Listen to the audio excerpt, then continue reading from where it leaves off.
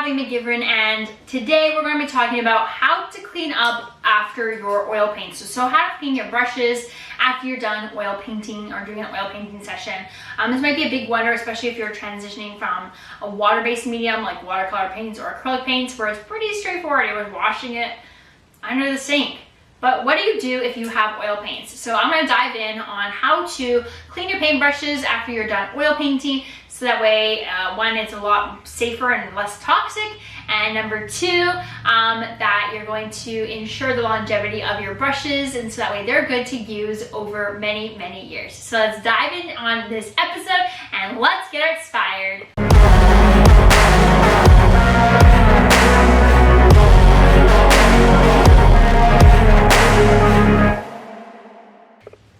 Alright, so step number one is you need to get yourself a container for cleaner. I got this little brush cleaner container. Isn't this the cutest thing you've ever seen?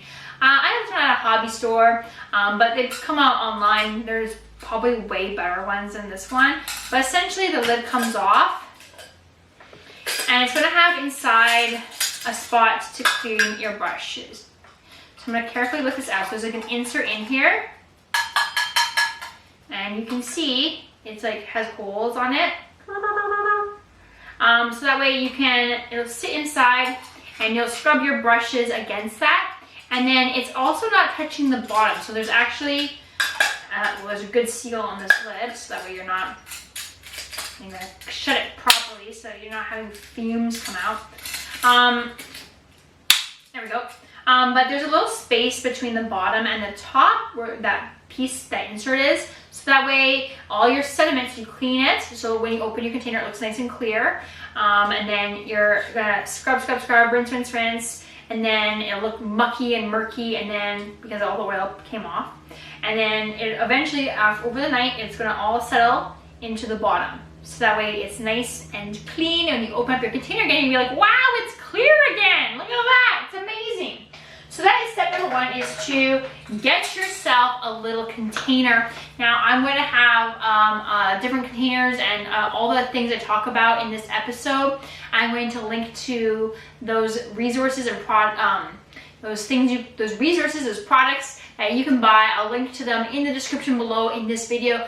Do note that they are Amazon affiliate links. That means I do get a commission if you do make a purchase, but I'm only listing things that I actually use and I recommend and that are actually quality, so you're not just buying blind. So that's number one, is you need a container. Number two is you need mineral spirits. So back in the day, people would use turpentine. Please do not use turpentine. It is unnecessary. And also it's pretty toxic. It is toxic. So you may have seen some artists splish splashing, clean their brush and drying it off, and all that spray is flying everywhere. Well, hello, you're inhaling that, it's touching your skin. Yeah, it ends in bad results. But you can do it safely, so be aware that if you're using any products, it says danger. This says danger, poison, poison. So don't, especially turpentine, is very poisonous. Do not inhale, do not eat, do not get it on your skin. If you're splish splashing it on drying off your brush on your easel, you can imagine that's going up, you're breathing it in, it's touching your skin, bad things happen. But this one is Gamblin. This one's a much more safe version. This is a Gamblin Gamsol mineral spirits. So number two is that you need to get some mineral spirits of a brand, whatever brand you want to get. I recommend Gamblin because they're artist quality brand of line. I use Gamblin's varnish, I use Gamblin's Gamsol, I use Gamblin's mediums. So you're gonna fill your container that you get with mineral spirits to rinse your brushes.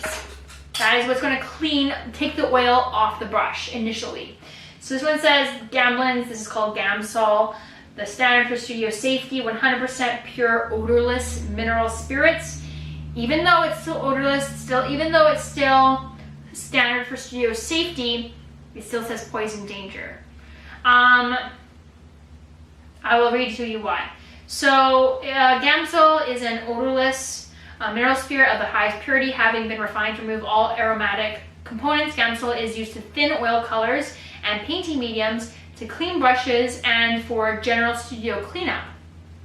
Since our founding in 1980, Gamblin Arts Colors has handcrafted painting and printmaking materials with the health of artists, their work, and the environment in mind. So it says, do not swallow. Contents are harmful. So just don't swallow for these ones. I think for other brand, like other thick turpentine, you don't want it to touch you at all. At all. And these have like locking lids, like the same lids as you would have on pill bottles, because you do not need kids to get anywhere near this or drink it at all, right? Because it looks like water. It looks clear like water, but this is poison to be if you drink it. So don't drink it. And if you have kids, make sure your lids are secure on there, because it has those safety pill bottle lids on there for a reason. So you want to get this. Again, this is Gamblin Gum Sol mineral spirits. I'll link to it in the description below as well. But you'll need that to wash your brushes.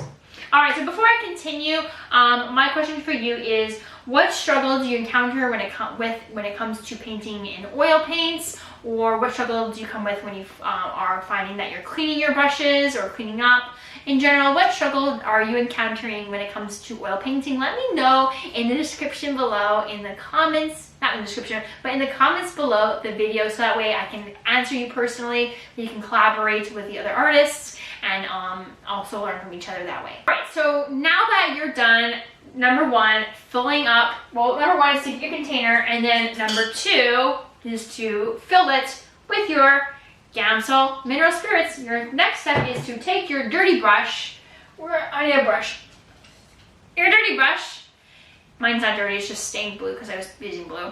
And you're going to open up your lid, and then you're going to put it in, and you're going to go swirl, swirl, swirl, and then get it off against that perforated bottom, and you're going to get off all that mineral stuff into the mineral spirits. You're going to scrubby, scrubby, scrubby around in the mineral spirits, and then you're going to pull it out and you're like, wow, it's actually really clean. That's amazing. So that is your next step, is to rinse it in there. Then number four, your last step is to go to a sink now that you've gotten most of your stuff off. I just like to make sure I get the remaining bits off, the mineral spirits off, and condition my brushes so that way they feel like they've never touched anything before, like they're brand new.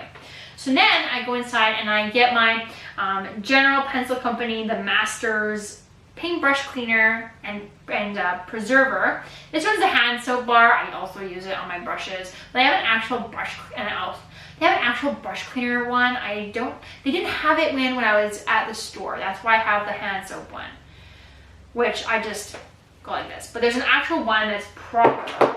That like is a little dish that comes like this with a lid, a circle dish. You'll see it. I'll link to it in the description below. I should buy one. Circle dish, has a cleaner, and I think it's white. Last time I bought it was white, but that was a long time ago. These last a long time. And then you just take your water, rinsey, rinsey, rinsey, swirl around a few times in that, and then I just take that soap on my brush and I just swirl around in my hands to get off the remaining stuff. And then I rinse it in the water, and what it's going to do is just clean your brush, take off all that mineral spirits, take off any remaining oil paint, and then also it's going to condition the hairs on your brush so they last longer. So that one is called, now there's a few different companies. The most popular one I think is, you can't find one at your local store. It's the General Pencil Company, the Masters brush cleaner and preserver. It's like a beige container. It looks really old because it is really old. It's an old thing. But it's good for oil paint. It's good for watercolor. It's good for acrylics. It says it removes stains. And even on the container, and I was looking at it, it says that it removes dried up oil and acrylic. I should really try that on my rig one day. Most people keep paper towels. I just use an old rag. I don't know why. Anyways, I should try removing paint one day as a video. Wouldn't that be great to see if it actually does? I'm gonna do that. Anyways, so yeah. So then you gotta go in there, you're gonna rinse it off, and then, oh, when you're drying it, most important, you're going to pull the bristles straight, so nice and crisp, and then you're gonna dry it with the bristles to the sky or flat on the surface. Otherwise, they're going to get smushed. You put it upside into a container like this and it dries like this, it will stay in this shape forever and you'll never unbend it. So it's very important, the drying of this. Flat on the surface or bristles to the sky. I was a teacher, so I have trauma. I have trauma for this. You would think it's obvious. It's not obvious, so I'm making sure that we are all clear because I really want your brushes to last forever because there's no reason that you need to replace them unless eventually, one day, probably decades down the road, your brushes will, where's my old ones? They're not here. Your brushes will eventually wear down. Like the paint, the hairs will eventually wear down, especially if they're real hairs. Like they'll break like real hair. Don't look at my hair. It's so thin and breaky. But I have like hog hair, like bamboo brushes, and like the one used to be really long, and now it's like down to here, and it's my favorite brush, and I can't find a replacement. Anyway, so those are my recommendations for you for what to get. Again, you can grab those. All those things I talked about in the description below in the video description. And then please make sure that you like and subscribe to this channel. Like the video, subscribe to the channel to help me grow this channel. I have huge goals and I really appreciate your support. If you would like if you want to see me get to 1,000 subscribers and that milestone video, I'm going to be doing a acrylic painting, a serious painting of a man eating cupcake at 1,000 subscribers. And then at 10,000 subscribers, I'm going to do a oil painting of a cupcake that's out of this world. And at 100,000 subscribers, I'm going to do a ceramic sculpture of a cupcake, but you get to like a serious artwork. I know I'm putting cupcake on there, but subscribe for a cupcake. That's the whole thing. So subscribe for a cupcake, and then I will make you a cupcake in return. And at 100,000 subscribers, it's going to be a cupcake sculpture, but you get to help me come up with a theme for that. So in order to see those, you gotta make sure you subscribe. And I will see you in the next video, which will be 5 paintbrushes that you need to get as a beginner artist. You can click the link above or in the description of the video, and I will see you in that episode.